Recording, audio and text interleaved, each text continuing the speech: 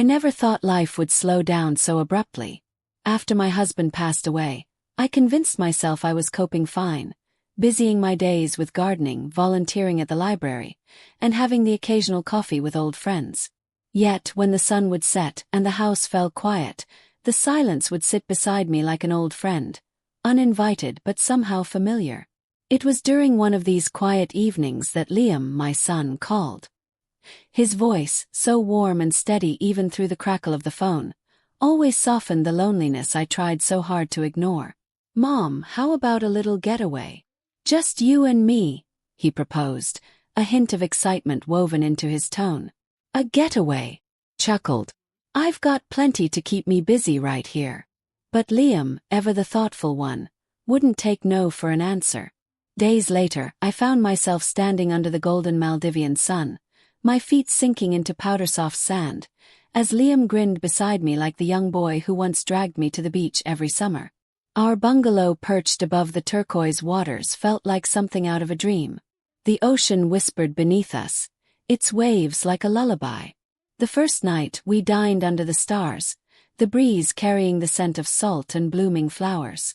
Liam talked about work, about how fast life moved since he left home, and how he missed our late-night talks on the porch. I couldn't help but notice how much he had changed. No longer the lanky teenager I used to scold for skipping chores, but a man, calm, kind, and quietly confident.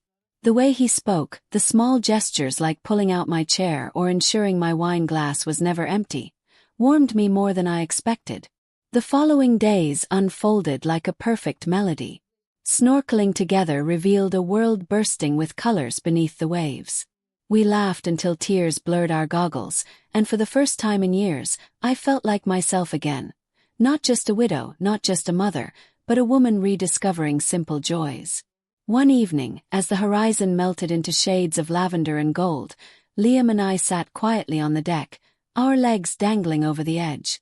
The silence wasn't heavy, it was peaceful.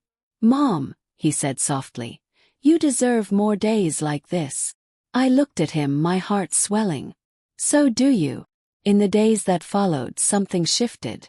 It was subtle, delicate, like the gentle sway of the hammock we shared under the starlit sky.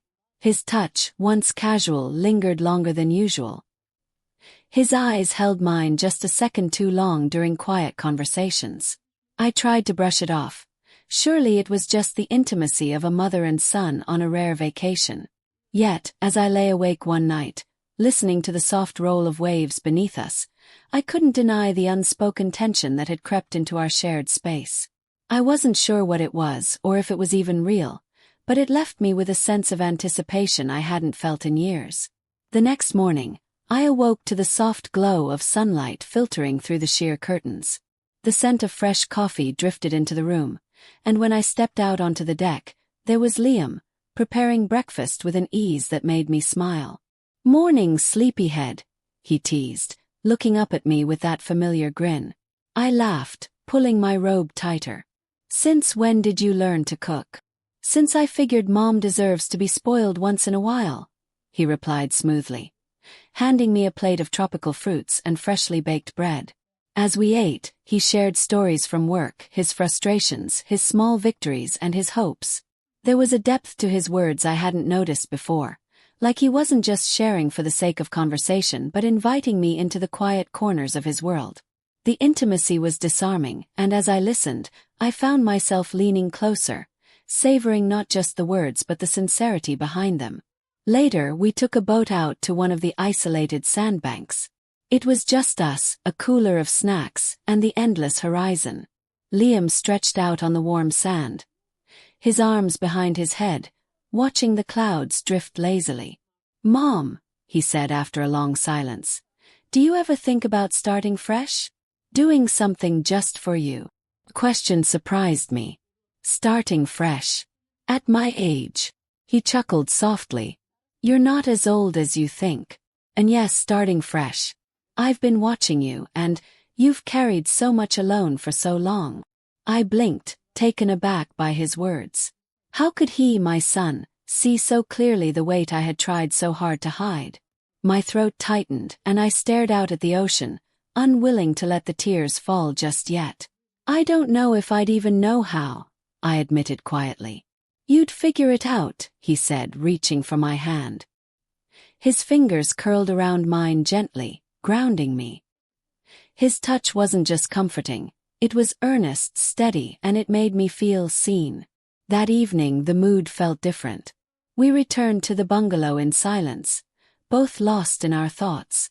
I busied myself with preparing dinner, trying to shake the heaviness I felt, but every time I looked at Liam, he seemed distant, as though he too was wrestling with something unspoken. After dinner, we found ourselves sitting together on the deck again, watching the stars blink into existence. "Mom," Liam said suddenly, his voice low. "Hi." He hesitated, then shook his head with a quiet laugh. "Never mind." "No," I pressed gently, turning to him. "Say it." He rubbed the back of his neck, eyes fixed on the ocean. "It's just, I feel like we've both been carrying things we don't talk about. You always seem so strong, but I know you must feel lonely sometimes." My chest tightened. "Liam," I whispered, overwhelmed by the tenderness in his voice. Before I could gather my thoughts, he shifted closer, so close that I could see the flicker of uncertainty in his eyes. We sat there, the silence pressing around us, filled with everything we couldn't quite say. And yet, neither of us moved away. The next morning was quiet, the kind of quiet that feels fragile, as though any word or gesture might shatter it. I watched Liam from the corner of my eye as we prepared breakfast together. His usual light-hearted chatter was replaced by a thoughtful silence, and I could tell he was treading carefully, unsure of what to do with the unspoken tension that now lingered between us. I wasn't sure what to do either. The closeness we had always shared as mother and son had somehow shifted into something more complex, tender yet bewildering. I told myself it was just the emotions stirred by the trip, the memories, the unfamiliar setting, but deep down I knew it wasn't only that. That afternoon we took another walk along the beach. The sun cast long shadows, and the ocean breeze carried the scent of salt and blooming flowers. Liam kept glancing at me as though he wanted to say something but couldn't find the words. I was grateful, in a way, for the silence. It gave me space to process my own feelings. As we sat beneath the shade of a palm tree, I reached over and brushed some sand off his arm. It was such a small, maternal gesture, yet the way he tensed slightly beneath my touch didn't escape me. When he turned his eyes to me, I saw it again, the same flicker of uncertainty, but also something warmer, something searching. "Mom," he said quietly, "do you think it's okay to feel closer than usual? I mean, with everything being here, just us, it feels different." I swallowed, not expecting him to voice exactly what I had been too afraid to admit. "It does feel different," I confessed, my voice barely audible. He smiled softly, looking down at the sand. "I didn't mean to make things strange. I like being with you. Like this. It feels right." Hearing him say it felt like a wave crashing over me. The logical part of me urged caution, reminding me of roles and boundaries, but another part, the part that had been quietly longing for connection, wanted nothing more than to hold on to this fragile warmth. "I like it too," I admitted, my voice trembling. We spent the rest of the day walking, talking, and sharing stories of his childhood and my dreams, the ones I had quietly packed away after his father left. There was something freeing about it, as though the island itself had given us permission to simply be two people, free from the labels and expectations of the world back home. That night we watched the stars again, sitting on the edge of the deck with our feet dangling above the water. His hand found mine without a word, and neither of us pulled away. I knew this trip was meant to be a gift, a simple vacation to lift my spirits, but it was becoming something much deeper, an awakening. I didn't know what the coming days would bring, but in that moment, with Liam's hand gently holding mine beneath the Maldivian stars, I realized that neither of us wanted to run from it. The following day brought with it the kind of golden sunlight that made the entire island feel like it had been dipped in honey. Liam suggested we circle the island, taking the less traveled paths along the palm-lined trails and hidden coves. It felt good to be out with him, sharing quiet laughter and letting the warm breeze tangle my hair as we explored. But as we returned to our bungalow later that afternoon, something immediately caught our attention. The deck was draped in soft white linens that fluttered gently in the wind, and scattered rose petals trailed from the doorway.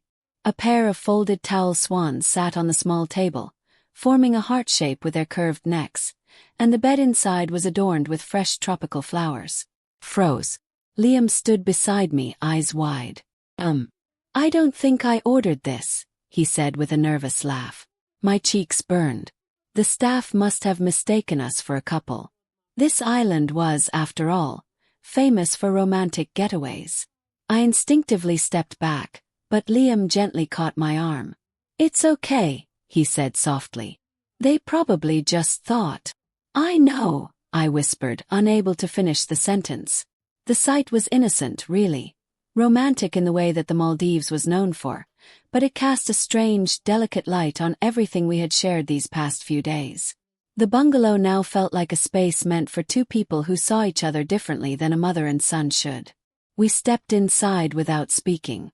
The scent of fresh orchids and ocean breeze filled the room.